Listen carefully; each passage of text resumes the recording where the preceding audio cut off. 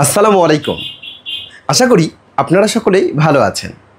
এক ভাই কমেন্ট করে জানতে চেয়েছেন কিভাবে ইউপিএস ব্যবহার করতে হয় এবং যখন আমরা কম্পিউটার চালার পরে কম্পিউটারটি অফ করে দিব তখন কি ইউপিএসের লাইনটি খুলে রাখতে হবে কি না এবং কিভাবে একটি ইউপিএসে সঠিকভাবে চার্জ দিতে হয় সেই বিষয় সম্পর্কে।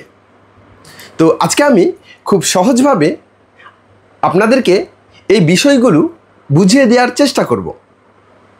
তো আপনারা যদি আমার চ্যানেলে নতুন হয়ে থাকে আপনাদের কাছে আমার একটি রিকোয়েস্ট থাকবে, চ্যানেলটিকে সাবস্ক্রাইব করে পাশে থাকা বেল আইকনটি বাজিয়ে দিবেন।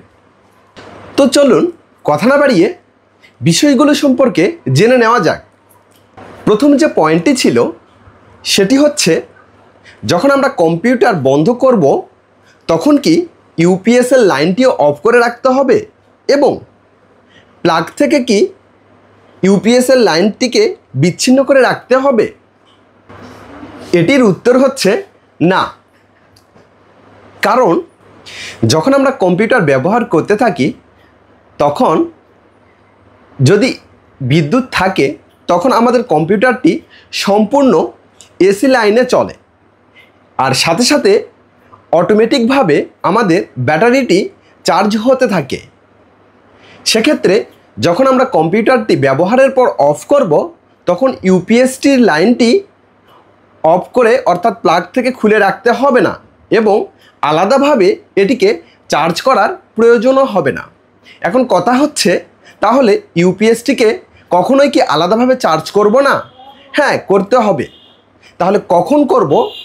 যখন আমরা কম্পিউটার চালাতে চালাতে বিদ্যুৎ চলে যাবে তখন ইউপিএসটি ব্যাটারি মোডে চলে যাবে, অর্থাৎ আমাদের সম্পূর্ণ কম্পিউটারটি চলবে হচ্ছে ইউপিএসের সাহায্যে, অর্থাৎ ইউপিএসের যে ব্যাটারি আছে সেই ব্যাটারির সাহায্যে, এবং এটি 8 থেকে 10 মিনিট পরে অটোমেটিক ডিসচার্জ হয়ে যাবে, অর্থাৎ চার্জ শেষ হয়ে যাবে।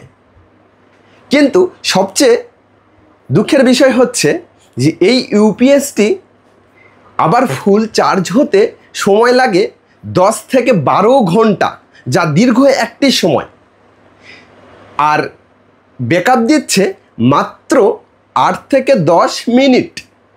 তাহলে সেক্ষেত্রে আমাদেরকে অবশ্যই কম্পিউটারটি ব্যবহার করার পরে যখন আমরা বন্ধ করব তখন ইউপিএসটিও বন্ধ করে আমাদেরকে চার্জে দিয়ে রাখতে হবে ঠিক 8 থেকে 10 ঘন্টা।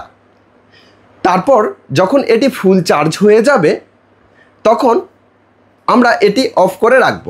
আবার কিছু কিছু ইউপিএসে একটা ইন্ডিকেটর থাকে এবং ওই ইন্ডিকেটরটি একটি কালারেরই হয়ে থাকে। আবার কিছু কিছু ইউপিএসে 3টি ইন্ডিকেটর বাদ থাকে, এই তিনটি কালারের হয়ে থাকে। কোন কালারটি কি নির্দেশ করে এ সম্পর্কে ডিটেল একটি ভিডিও আমি আমার চ্যানেলে আপলোড করব।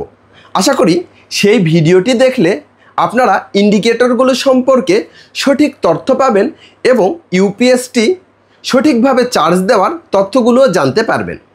তো আজকে এ পর্যন্তই। যদি ভিডিওটি ভালো লাগে অবশ্যই ভিডিওটিতে একটি লাইক দিয়ে আমাকে নতুন নতুন ভিডিও তৈরিতে উৎসাহিত করবেন। আর যে কোনো প্রশ্ন থাকলে কমেন্ট করে জানাবেন, আমি আমার সাধ্যমতো সেটির উত্তর দেওয়ার চেষ্টা করব। ধন্যবাদ সকলকে। আল্লাহ হাফেজ।